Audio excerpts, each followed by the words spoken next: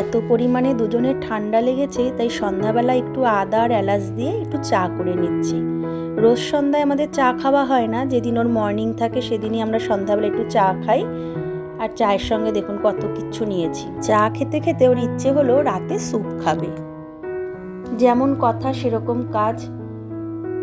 তাড়াতাড়ি আমি সমস্ত স্যুপের জন্য সবজিগুলো রেডি করে নিলাম। এখানে নিয়েছি হচ্ছে বিনস, গাজর, নর্মাল পেঁয়াজ কুচি, ধনেপাতা কুচি, সুইট কর্ন, টমেটো কুচি, পেঁয়াজ পাতা কুচি, কাঁচা লঙ্কা কুচি, রসুন কুচি আর ক্যাপসিকাম। আর এখানে নিয়েছি সয়া সস, বাটার, একটু গোলমরিচ গুঁড়ো, কর্নফ্লাওয়ার আর একটা ডিম। এখানে একটা কড়াই বসিয়ে আমি বেশ কিছুটা পরিমাণ বাটার দিয়ে দিলাম। বাটারটা হালকা গলে আসলে পরে তার মধ্যে দিয়ে দেব বেশ কিছুটা পরিমাণ রসুন কুচি, দিয়ে নাড়াচাড়া করে এবার দিয়ে দেব পেঁয়াজ কুচিটা।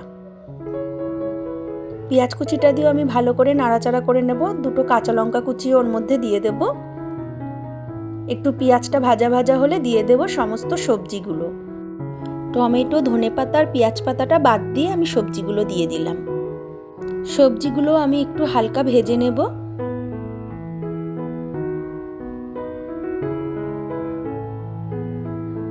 সবজিগুলো হালকা করে ভেজে নিয়েছি। এবার আমি 3 কাপ পরিমাণ জল এখানে দিয়ে দেব।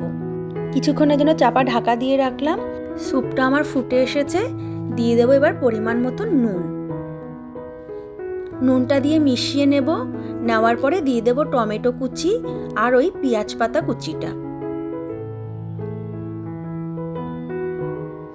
দিয়ে দেব কাঁচা লঙ্কা কুচিগুলো, দিয়ে ভালো করে নাড়াচাড়া করে নেব। 1 চামচ সয়া সস দিয়ে দিলাম আর কিছুটা গোলমরিচ গুঁড়ো। আর ডিমটা ফেটিয়েও আমি স্যুপের মধ্যে দিয়ে দিলাম, দিয়ে ভালো করে মিশিয়ে নেব। সবশেষে দিয়ে দেব কর্নফ্লাওয়ার গুলা জলটা, দিয়ে অনবরত নাড়তে থাকবো। স্যুপটা আমার প্রায় হয়ে এসেছে। সবশেষে দিয়ে দিলাম বাদবাকি পেঁয়াজ পাতা কুচি আর ধনে পাতা কুচিটা। নামানোর আগে আরেকটু বাটার দিয়ে দিলাম। তৈরি হয়ে গেছে আমার সমস্ত সবজি দিয়ে শীতের একদম গরম গরম স্যুপ।